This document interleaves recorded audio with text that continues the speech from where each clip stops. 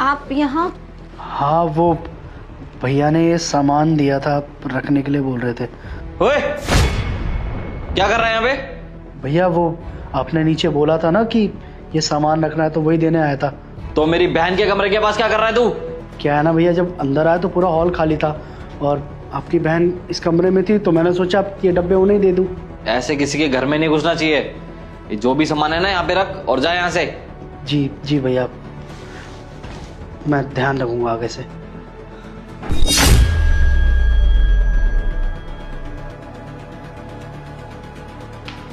ये गेट खोल के क्या कर रही है तू? कुछ नहीं भैया, वो सामान देने आए थे ना, तो बस वही ले रही थी। ऐसे ऐरा गैरों को ना घर में मत घुसने दिया कर, और ये गेट ना बंद करके रखा कर। ऐसा कोई आए ना तो उसको पहले ही बोल दिया कर, जब भैया आए तब आना। जी भैया। मुंह उठा के घर में घुस गया हमारे। गेट बंद कर ले ये।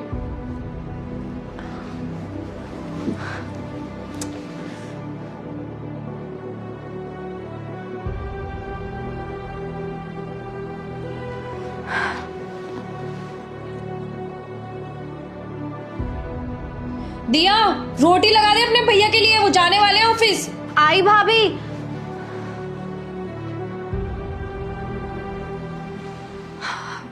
अरे आप यहाँ? हाँ, वो मैं ये देने आया था। भाभी की है? नहीं नहीं, ये मैं लेकर आया हूँ, आपके ले लीजिए। मेरे लिए मतलब? मैं कुछ समझी नहीं। दरअसल वो 2 दिन पहले मैं आया था ना, तो मैंने देखा आपका सूट साइड से फट रखा है, तो बस इसीलिए मैंने सोचा ये ले आऊँ आपके लिए। भैया आपको शर्म नहीं आती?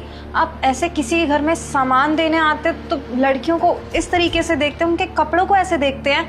नहीं नहीं नहीं, गलत समझ रही हो तुम। देखो, तुम भी मेरी बहन की तरह ही हो। वो तो मैं सामान रखने आया था, अचानक नज़र पड़ गई मेरी। अब कहना तो नहीं चाहिए, लेकिन मुझे नहीं पता घर की क्या परिस्थिति है। आपके भैया भाभी अच्छा खासा काम करते हैं, लेकिन उसके बावजूद अगर आप वो फटा हुआ सूट पहन रहे हो तो कोई ना कोई तो वजह होगी ना।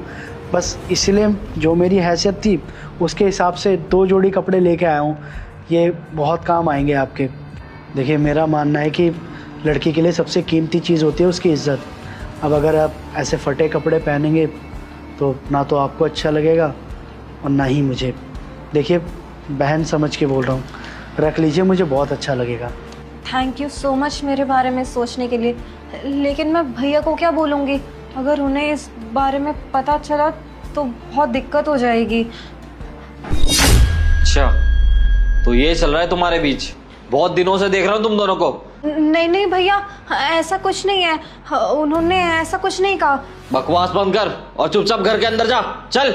लेकिन भैया उनकी कोई भी गलती नहीं है। हाँ, आप मेरी बात तो सुनिए एक बार। जितना बोला है ना उतना कर। निकल, कमरे में घुस अपने। और तू, क्या चल रहा है ये सब? अरे दूसरों की घर की इज्जतों पे नजर डालता है, शर्म नहीं आती तुझे? भाई साहब, ज़बान संभाल के बात कीजिए। मैं कुछ कह नहीं रहा हूँ, इसका ये मतलब नहीं जो मन में आएगा बोले जाएंगे आप। अरे पूरी बात तो जान लीजिए कि आखिर बात क्या है। दरअसल 2 दिन पहले मैं वो डब्बे जब रखने आया था तो मैंने देखा कि आपकी बहन ने फटा हुआ सूट पहन रखा है। बेचारी उसको सील रही थी जैसे कोई कतरन हो। आप खुद सोचिए ना, आप कितने रईस हैं, आपके घर में आपकी बहन ऐसे कपड़े पहने तो क्या अच्छा लगता है? अरे मुझे लगा कोई ना कोई बात तो ज़रूर होगी, वरना इतने बड़े घर की लड़की कभी ऐसे कपड़े नहीं पहनेगी। साहब, छोटा मुँह बड़ी बात, लेकिन आप ज़रा अपनी वाइफ को भी समझाइए, ऐसे अच्छा नहीं लगता। मुझे पता है आप घर के मर्द हैं और काम में पूरा दिन व्यस्त रहते हैं, लेकिन उनको तो ये बात देखनी चाहिए ना, नोटिस करनी चाहिए। बस इसलिए एक बड़ा भाई होने के नाते मैं उस गुड़िया के लिए ये लेकर आया हूँ। अगर आपको ऐसा कुछ गलत लगता है तो मैं लेके जाता हूँ, लेकिन कम से कम इस चीज़ का आप लोग ख्याल रखें तो ही बेहतर रहेगा। मानता हूँ आपके घर का निजी मामला है, लेकिन जब ये सब मैंने देखा तो मुझे बिल्कुल नहीं अच्छा लगा। आप अगर इन सब चीज़ों को खुद ही सुलझा देंगे तो ऐसे कोई बाहर का आके आपकी बहन को ये कपड़े नहीं देगा। बाकी बुरा लगा हो अगर तो माफ़ी चाहता हूँ, चलता हूँ।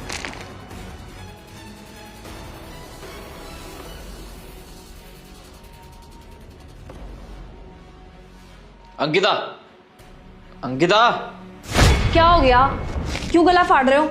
एक बात बताओ, मेरे पीठ पीछे मेरे घर में क्या चल रहा है? तुम्हें पता नहीं है कुछ भी? ऐसा क्या कर दिया मैंने, वो भी तुम्हारी पीठ पीछे से, जो कि तुम्हें बताना बहुत जरूरी है? अंकिता, माँ बाप के जाने से पहले उन्होंने मेरे से वादा लिया था कि अपनी छोटी बहन का अपनी बेटी की तरह ख्याल रखना। और मैं भी हमेशा ध्यान रखता हूँ कि उसको किसी भी चीज़ की कमी ना हो कभी भी। लेकिन तुम, अरे तुम उसके साथ क्या व्यवहार कर रहे हो, क्या सलूक कर रही हो? मुझे तो लगता है तुमने उसको इस घर का नौकर बना रखा है। क्यों, सही है ना ये? अरे वो क्या सिर्फ तुम्हारे काम करने के लिए यहाँ पे आई है? तुम्हें कम से कम इतना तो ध्यान रखना चाहिए। अरे पर मैंने उससे ऐसा क्या करवा दिया जो तुम मेरे को इतना सुनाए जा रहे हो? अंकिता, तुम तो खुद एक औरत हो, तुम्हें तो खुद भी पता है ना, अगर कोई बाहर से अगर तुम्हें ऐसे फटे हुए कपड़ों में देखेगा तो तुम्हें कैसा लगेगा? हाँ तो उसने कौन सा मेरे को बता दिया कि उसका सूट फट गया है? अरे बताया नहीं तो आंखें तो बंद नहीं कर ली ना तुमने। तुम इतना तो देख ही सकती हो कि इसके पास 2 ही सूट है, वही बदल बदल के वो पहनती रहती है रोज की रोज। मैं जब भी आता हूँ देखता हूँ तो वही सूट पहन रखा होता है उसने। मुझे लगता था कि वो सूट में बिल्कुल कंफर्टेबल रहती है, तभी हमेशा वही पहन के रखती थी वो। लेकिन मुझे क्या पता था उसके पास ले देखे एक ही सूट पड़ा हुआ है। 8 साल से हम दोनों साथ में हैं। कम से कम तुम्हें इतना तो समझ जाना चाहिए ना कि उसे किस चीज़ की ज़रूरत है और किस चीज़ की नहीं।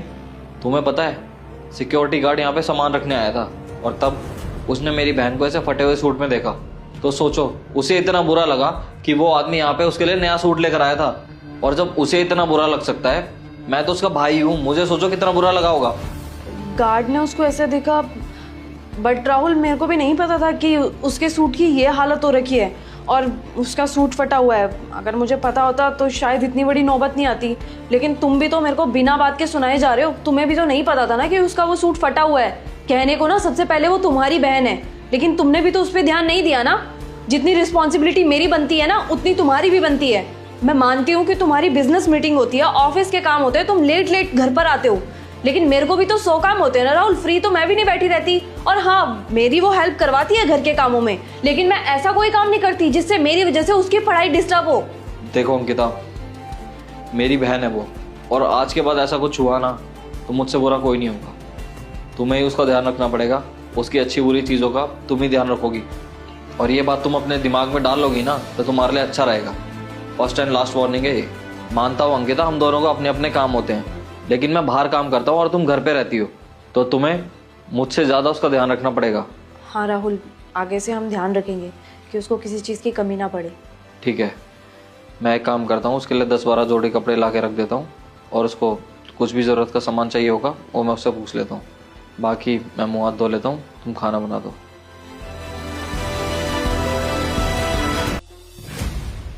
तुम यहाँ पर, अंकिता कहाँ है? मैडम यहाँ नहीं है, तभी तो मैं यहाँ हूँ।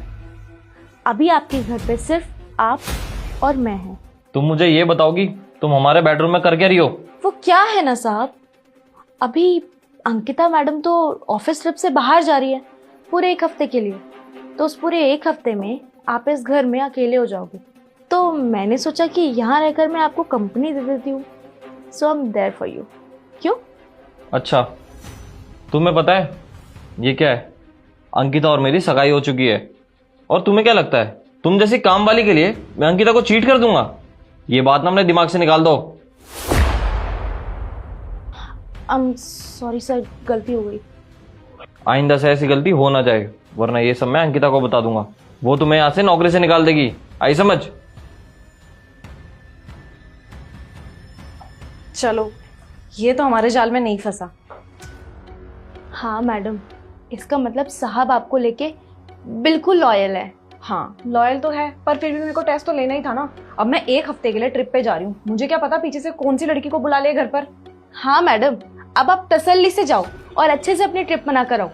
वैसे भी आपके पीछे से आपके घर पे मैं हूँ ना, मैं संभाल लूंगी। और अब तो वैसे भी कोई टेंशन नहीं है, तो आप इजीली जाओ। हाँ तुमने सही कहा, अब तो ये ट्रस्ट के लायक है। चलो चलते हैं, नहीं तो उसको शक हो जाएगा।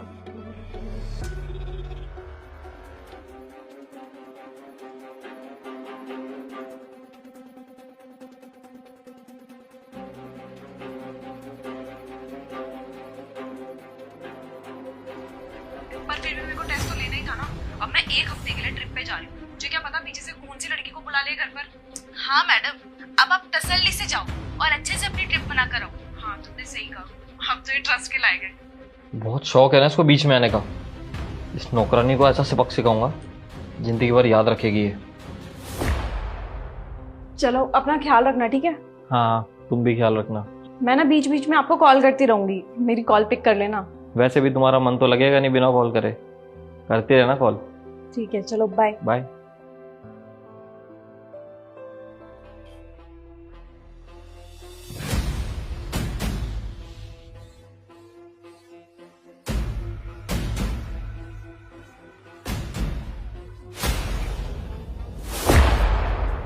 साहब क्या हुआ?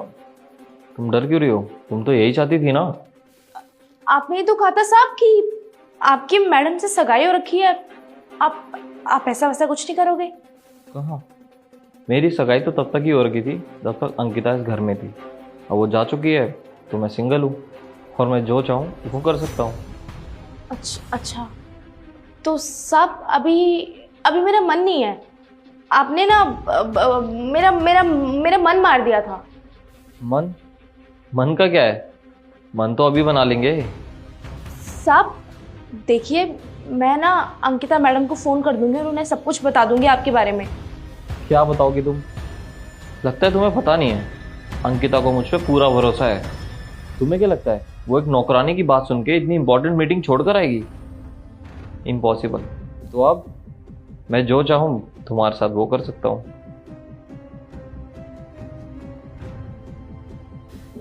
अच्छा ठीक है साहब, ठीक है। चाहती तो मैं भी यही थी, बस अंकिता मैडम की वजह से चुप थी। बट अब मौका मिल रहा है तो फिर पीछे क्यों हटना। आप अभी ऑफिस से आए हो, वैसे भी फ्रेश हो जाओ एक बार, उसके बाद मैं आपको आपके बेडरूम में मिलती हूँ ना। ठीक है, मैं पहले फ्रेश हो जाता हूँ, फिर मिलते हैं बेडरूम में।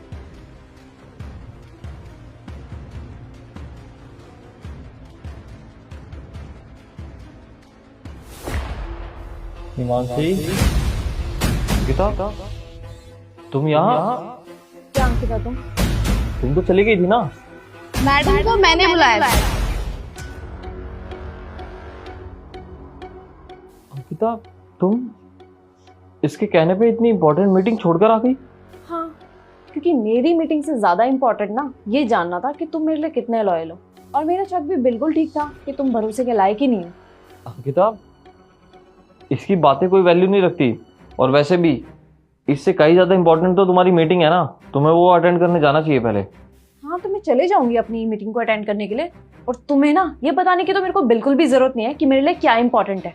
और मीटिंग में तो मैं जरूर जाऊंगी, लेकिन उससे पहले तुम्हें घर से बाहर निकालना है, तो मेरे घर से बाहर निकलो, चलो।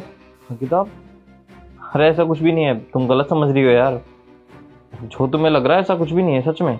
मैंने ना सब कुछ अपनी आंखों से देख लिया है, तो ये फालतू के एक्सक्यूजेस तो मेरे को दो मत, और निकलो मेरे घर से बाहर। देखो, मैं तुमसे कितना प्यार करता हूँ, और हाँ वैसे तुमने ही तो कहा था कि ये तो बहुत लॉयल है, मैं इस पर ट्रस्ट कर सकती हूँ। एक सेकेंड, ये बातें तो हम दोनों के बीच में थी, तुम्हें कैसे पता चला इन बातों का? अरे वो मैं फोन छोड़ के गया था गलती से, उसमें रिकॉर्डिंग ऑन थी और मैंने सब कुछ सुना। तुम मेरे पे इतना भरोसा करती हो, फिर इसकी बातों में क्यों आ गई? अच्छा, तो मेरे को अब सब कुछ समझ में आया कि तुमने ये सब क्यों किया। तुमने हमारी बातें सुन ली थी, तो अब सोचा कि क्यों ना अब अपना हाथ आजमाया जाए, है ना? तुम्हें लगा था कि अंकिता तो मेरे ऊपर पूरा भरोसा कर रही है, तो क्यों ना उसके भरोसे का फायदा उठाया जाए।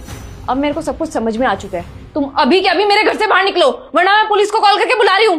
अंकिता प्लीज एक बार सोचो तो सही, मैं तुमसे बहुत प्यार करता हूँ अंकिता, आगे से ऐसा कुछ भी नहीं होगा, सच में। बाहर जाओ।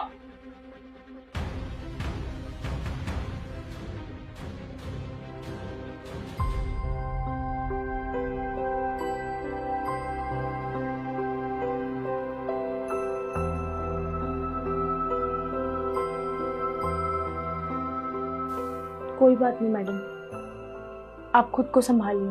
और वैसे भी ये तो अच्छा ही हुआ ना, वक्त रहते साहब की सच्चाई आपकी आंखों के सामने आ गई।